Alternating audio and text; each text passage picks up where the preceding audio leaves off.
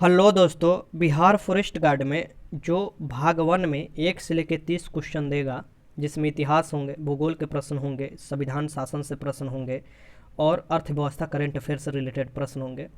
तो मैं एक बुक उठाया हूँ, उसी से मैं सोच रहा हूँ कि आपको उसमें 20 सेट दिया हुआ है, ये 20 सेट आपकी एग्ज़ाम से पहले करा दूँ।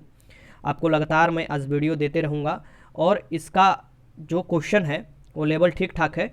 तो जो भी मैं क्वेश्चन आपको दिखाऊंगा उसको आपको लगाते भी चलना है, कुछ एक्स्ट्रा जानकारी भी मैं आपको देते चलूँगा। ठीक, तो चलिए स्टार्ट करते हैं। ये आपका पहला है। ठीक, इसमें 1 से लेकर 30 तक है और ये पहला वीडियो भी है। ऐसे आपको 20 क्लास में आप करा दूंगा एग्जाम से पहले, एक ये रिवीजन के तौर पर आप ले सकते हैं। तो चलिए स्टार्ट करते हैं। पहला क्वेश्चन है कि कोई वित्तीय बिल प्रस्तावित हो सकता है। अगर कोई वित्तीय बिल है जो प्रस्तावित हो सकता है तो कहाँ प्रस्तावित हो सकता है? तो कोई भी वित्तीय बिल हो या धन विधेयक हो, वो लोकसभा में ही प्रस्तावित होता है, लोकसभा में ही आता है और लोकसभा को ज़्यादा शक्ति प्रदान किया गया है। राज्यसभा को है आपको धन विधेयक के मामले में मात्र 14 दिन की शक्ति प्रदान किया गया है कि 14 दिन के अंदर वो अपर सहमति दे भी सकता है और ना भी दे सकता है, तब पर भी बिल पारित माना जाता है। ठीक, वहीं वित्तीय बिल के भी बारे में तो ये लोकसभा हो जाएगा। ठीक, ये याद रखिएगा, पहले का आंसर भी हो जाएगा। क्वेश्चन नंबर 2 है कि भारतीय नागरिकों के मौलिक अधिकार का वर्णन है। जो भारत के नागरिक है, इनका मौलिक अधिकारों का वर्णन किसमें है, ये आपको बताना है। तो भारतीय नागरिकों के मौलिक अधिकार भारतीय संविधान के भाग 3 में देखिएगा, जिसे संविधान का मैग्ना कार्टा कहा जाता है, जो कि यूएसए के संविधान से लिया गया है। आर्टिकल 12 से लेकर 35 तक है। ठीक, आर्टिकल 12 से लेकर 35 तक है। पहले क्या था? पहले 7 मौलिक अधिकार थे, लेकिन 7वां जो मौलिक अधिकार का था आपको संपत्ति का अधिकार, उसे अब लीगल राइट बना दिया। उसे आपको मौलिक अधिकार के श्रेणी से हटा दिया गया, फंडामेंटल राइट के श्रेणी से, वो आर्टिकल 300A में जाकर डाल दिया गया। ये कब किया गया था? तो ये 44वें संविधान संशोधन 1978 में किया गया था। अभी आपके पास मात्र 6 मौलिक अधिकार है, ये याद रखिएगा। क्वेश्चन नंबर 3 देखिए कि पंचायती राज विषय है। पंचायती राज किसका विषय है? तो आपको जो 3 सूची है, संघ सूची, राज्य सूची और समवर्ती सूची, तो आप देखिएगा कि जो संघ सूची पर संघ वाला कानून बना सकते हैं, इसकी संसद बना सकता है। राज्य सूची पर अलग अलग राज्य का अलग अलग कानून बना सकते हैं और समवर्ती सूची पर आपको दोनों मिलकर कानून बना सकते हैं। ऐसे केंद्र जो है ये राज्य सूची पर भी कानून बना सकता है और केंद्र वाला कानून का जो प्रबल होगा, ठीक, उसका शक्ति ज़्यादा होगा।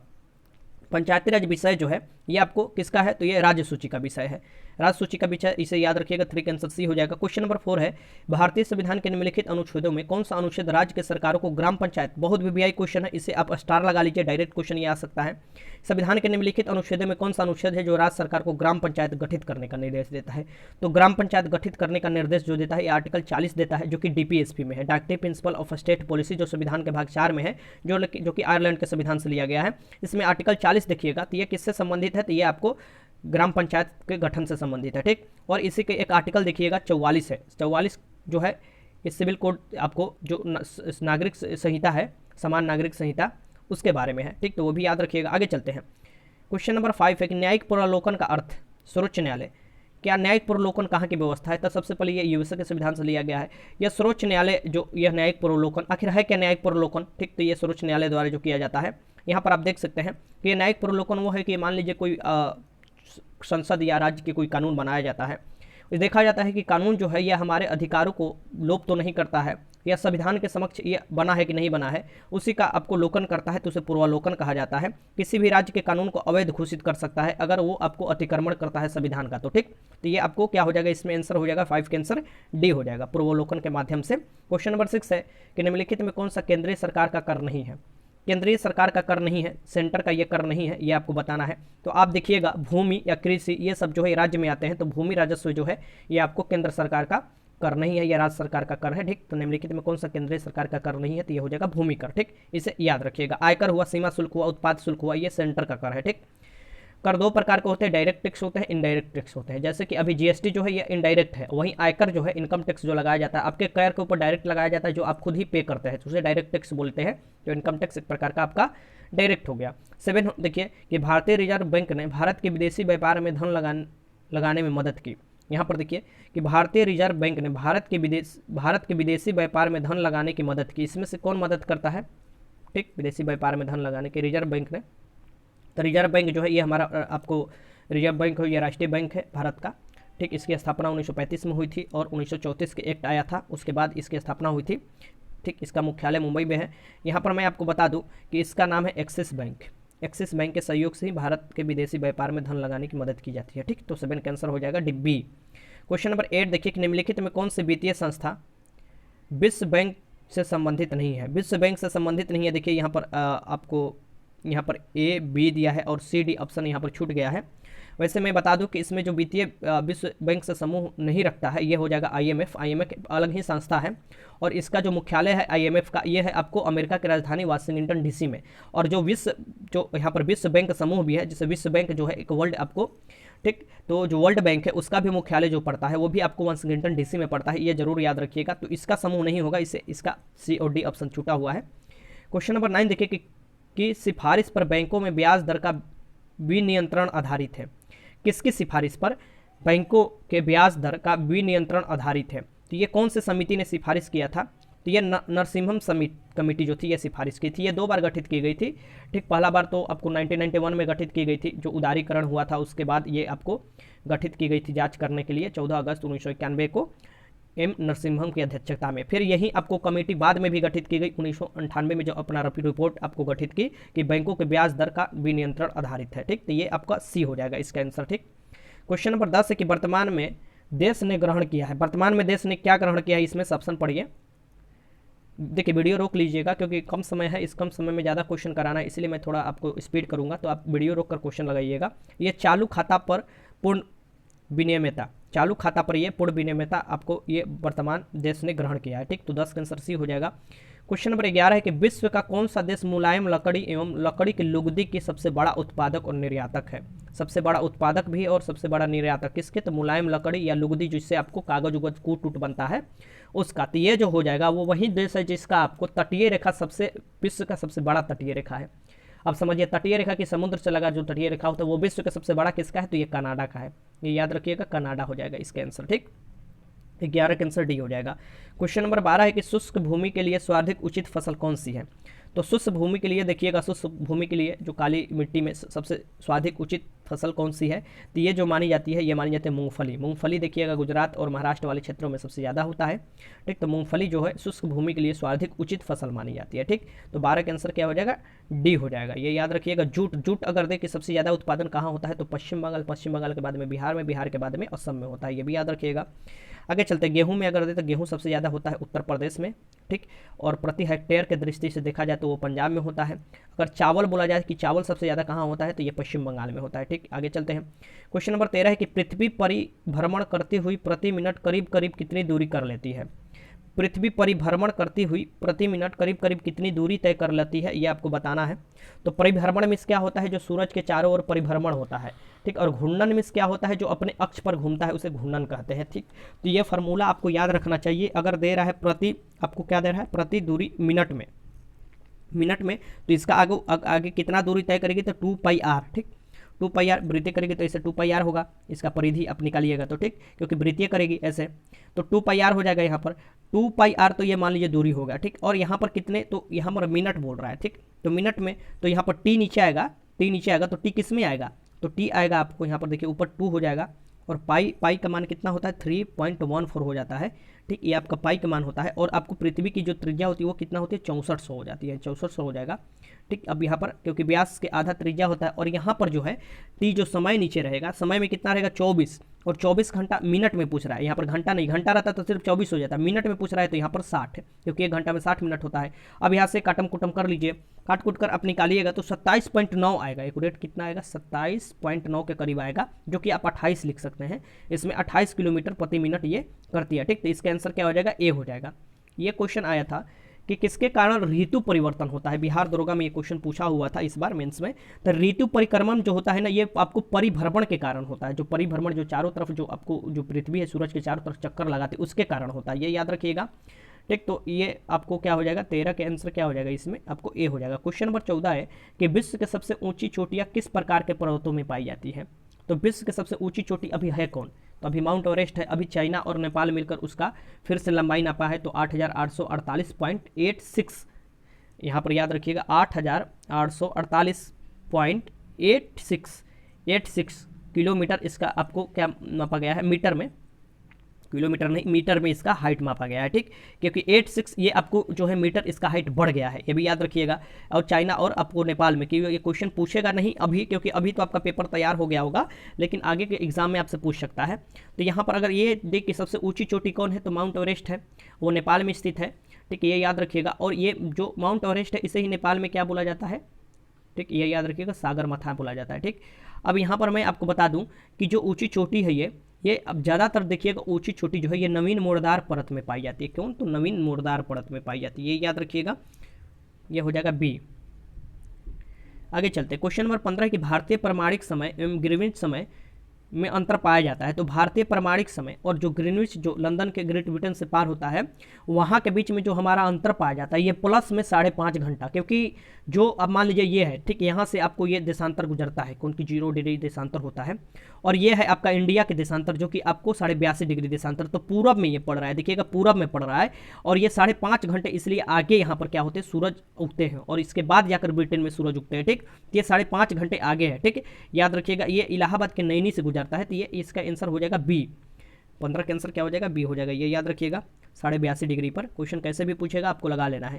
क्वेश्चन नंबर 16 है कि भारत के कुल भौगोलिक क्षेत्र में वन का क्या प्रतिशत है। अब जो ये बुक लगाते होंगे या क्वेश्चन लगाए होंगे इसमें से आप चारों ऑप्शन दिया होंगे, यही चारों ऑप्शन में से आप लगाए होंगे, जी नहीं, ये जो क्वेश्चन है इनका जो ये आपको क्वेश्चन दिया गया है ये पुराना क्वेश्चन उठाकर डाल दिया गया है, जो कि ये गलत है। यहाँ पर जो ऑप्शन होगा इसमें आपको ऑप्शन में एक और रखना चाहिए 24 पॉइंट यहाँ पर क्या रखना चाहिए, क्योंकि नया जो हुआ था 2019 में आया था नया भी, ठीक, तो वो भौगोलिक क्षेत्र में बढ़ा था, 24.56 हुआ था। तो यहाँ ऑप्शन 24.56 आपका आंसर देगा। देखिए बहुत वीवीआई क्वेश्चन इसे लगा लीजिए, ठीक है, लेकिन ऑप्शन में आपको क्या लगाना होगा कि 24.56 अभी जो है ये पूरे भौगोलिक क्षेत्र में वन का प्रतिशत है भारत में, ठीक। फिर यहाँ से देख लीजिए 24.56, क्योंकि ऑप्शन में नहीं है, ये क्वेश्चन का ऑप्शन ही गलत है, दिया हुआ है चारों, ठीक, यहाँ पर 24.56 होगा। अगर आपसे ये क्वेश्चन दे कि 2017 से 2019 में 1% कितना बढ़ा है, तो कितना बढ़ा है ये लगाइएगा, तो 0.65% बढ़ा है,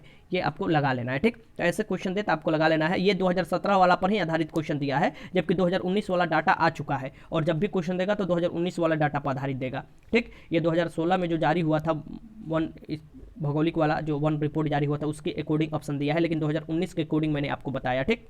आगे चलते हैं क्वेश्चन नंबर 17 के भाखड़ा नंगल बांध किस नदी के ऊपर बनाया गया है। जो भाखड़ा नंगल बांध है ये किस नदी के ऊपर बनाया गया है, तो ये जो बनाया गया है सबसे ऊंचा बांध है, यह है सतलज नदी, पंजाब सतलज नदी पर बनाया गया है, ठीक, ये याद रखिएगा। तो इसका आंसर क्या हो जाएगा, डी हो जाएगा।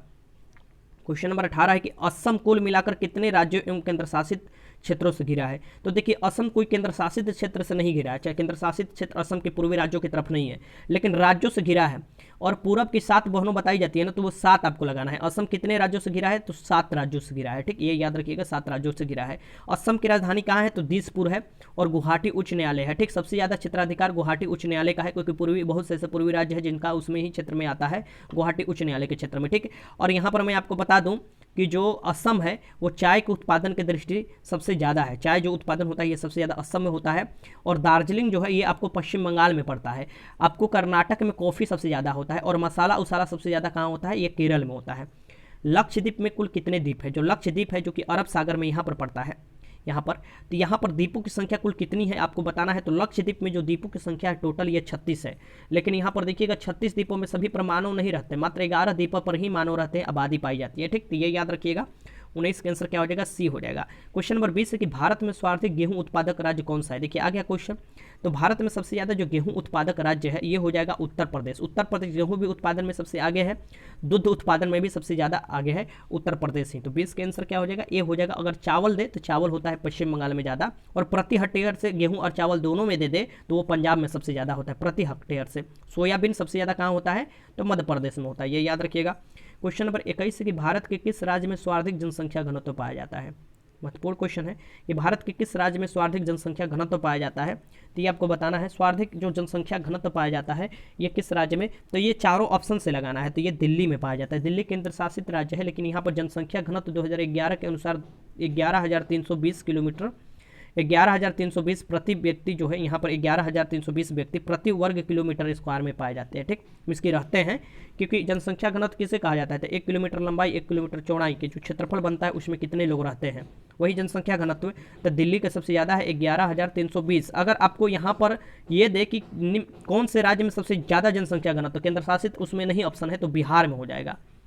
बिहार में सबसे ज़्यादा जनसंख्या घनत्व आपको है, ये याद रखिएगा, क्योंकि ये अगर क्वेश्चन देता है तो आपको लगाना है। अभी 2011 के आंकड़े के अनुसार बिहार का अगर पूछ देता है तो आपको क्या लगाना पड़ेगा, तो ये लगाना पड़ेगा आपको 1006। अगर दूसरे स्थान पर पूछेगा 2011 के आंकड़े के अनुसार जनसंख्या घनत्व तो दूसरे स्थान पर तो पश्चिम बंगाल आ जाएगा। अगर तीसरे स्थान पर पूछेगा तो केरल आ जाएगा। ठीक, ऐसे याद रखिएगा। यहाँ पर कुछ मैं बता दूं, केंद्र शासित प्रदेश में सबसे ज़्यादा जो है ये आपको दिल्ली का ही पड़ता है जनसंख्या घनत्व 11,320। क्वेश्चन नंबर 22 है कि भारतीय संविधान का कौन सा अनुच्छेद संवैधानिक प्रावधानों से संघीय संसद या राज्य विधान पालिकाओं द्वारा बनाए गए नियमों और कानूनों को प्राथमिकता प्रदान करेगा। मान लीजिए कि राज्य सूची का विषय उस पर अगर संघ कानून बनाता है तो उसका जो प्राथमिकता प्रदान करेगा, ये कौन से आर्टिकल में बताया गया है, ये आपको क्वेश्चन पूछ रहा है। तो ये आर्टिकल देखिएगा 245, आर्टिकल 245 में इसका वर्णन है। आगे 11वें भाग में देखिएगा आर्टिकल 245 के फर्स्ट में ये साफ साफ कहा गया है कि संसद संविधान के बंधों के अधीन भारत के सभी या किसी खास क्षेत्र के लिए, सभी या किसी खास क्षेत्र के लिए विधि बना सकती है, और राज्य का विधानमंडल संपूर्ण राज्य या उसके किसी भाग के लिए विधि बना सकता है। राज्य जो विधानमंडल है ये राज्य के बना सकता है, संसद एक भाग या किसी पूरे देश के किसी भाग में बना सकती है। ठीक, तो संसद को ज़्यादा शक्ति है।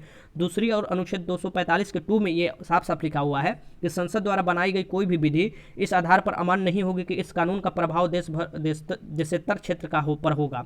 वास्तव में संसद को राज्य क्षेत्राधिकार विधान बनाने का भी शक्ति प्राप्त है। ठीक, ये भी याद रखिएगा, राज्य के भी जो आपको दिया गया है लिस्ट उस पर भी शक्ति बना सकता है, अगर केंद्र समझे कि महत्वपूर्ण है तो बनाना। क्वेश्चन नंबर 23 देखिए, ये क्या है कि राज्यसभा का सभापति कौन होता है, तो राज्यसभा के सभापति वही होते हैं जो आपको उपराष्ट्रपति होते हैं। तो उपराष्ट्रपति भी वेंकैया नायडू हैं। देखिए, राज्यसभा के सभापति को ही हम लोग उपराष्ट्रपति बोलते हैं। ठीक, ये याद रखिएगा। ठीक, राष्ट्रपति जो उपराष्ट्रपति बोलते हैं राज्यसभा के सभापति को, और राष्ट्रपति जो होता है ये कौन होता है, तो ये जो होता है ये कार्यपालिका प्रमुख होता है। संघ में जो होता है इसके केंद्र में आपको भारत के अगर कार्यपालिका प्रमुख पूछे तो वो हो जाते हैं राष्ट्रपति, ये याद रखिएगा। लेकिन वास्तविक शक्ति किस में होती है, तो वो प्रधानमंत्री में निहित होती है या प्रधानमंत्री वाला मंत्रिपरिषद में निहित होती है। ठीक, और यहाँ पर आंसर क्या हो जाएगा, राज्यसभा के सभापति कौन होते हैं, तो उपराष्ट्रपति होते हैं। अभी वेंकैया नायडू है। उपराष्ट्रपति, राष्ट्रपति और राज्यपाल तीनों को बनने के लिए न्यूनतम आयु जो चाहिए ये कम से कम 35 वर्ष चाहिए, ये भी याद रखिएगा। आगे चलते हैं। अभी लोकसभा के अध्यक्ष कौन है, तो ओम प्रकाश बिरला है, ओम बिरला। और प्रधानमंत्री कौन है, तो नरेंद्र दास मोदी है। और हमारे राष्ट्रपति कौन है, ये याद रखिएगा, कोविंद जी हैं, रामनाथ कोविंद जी। ठीक, आगे क्वेश्चन नंबर 24 के भारतीय राजनीतिक व्यवस्था में इनमें से कौन सा सर्वोच्च है। भारतीय राजनीतिक व्यवस्था में इनमें से कौन सर्वोच्च है, ये आपको बताना है। तो भारतीय राजनीतिक व्यवस्था में इनमें से हो जाएगा संविधान सर्वोच्च है। संविधान का अनुकूल ही सब शासन होता है, तो इसमें संविधान सर्वोच्च है, ये याद रखिएगा। 24 का आंसर भी हो जाएगा। क्वेश्चन नंबर 25 है कि भारतीय राजनीतिक व्यवस्था में कार्यपालिका के अधीन रहकर कार्य करता है। कार्यपालिका में इसके समझ लीजिए सब मंत्री परिषद, एक तरफ से मंत्री परिषद जो होते हैं ये कार्यपालिका होते हैं। सरकार के, अगर सरकार आप बोलते हैं तो वो कार्यपालिका को ही आप सरकार बोलते हैं। और वो किसके अधीन रहकर काम करता है, तो वो विधान पालिका के अंतर्गत रहकर काम करता है। ठीक, ये याद रखिएगा, विधान पालिका के। और कार्यपालिका की शक्ति किसमें निहित है, संघ की कार्यपालिका की शक्ति जो निहित है ये राष्ट्रपति में निहित है। उनके ही नाम पर सभी काम होते हैं। तीनों सेनाओं के प्रमुख वही होते हैं, और भारत के प्रथम नागरिक भी राष्ट्रपति होते हैं। तो इसका आंसर क्या हो जाएगा, कार्यपालिका विधान पालिका के अधीन रहकर कार्य करती है। क्वेश्चन नंबर 26 है कि तैमूर के आक्रमण के बाद भारत में किस वंश का राज स्थापित हुआ। तो तैमूर के आक्रमण के बाद आप देखिएगा तो भारत में किस राजवंश का, तो सैयद राजवंश का आपको स्थापित हुआ था। ठीक, खिर्ज खान ने सैयद राजवंश की नींव डाली थी।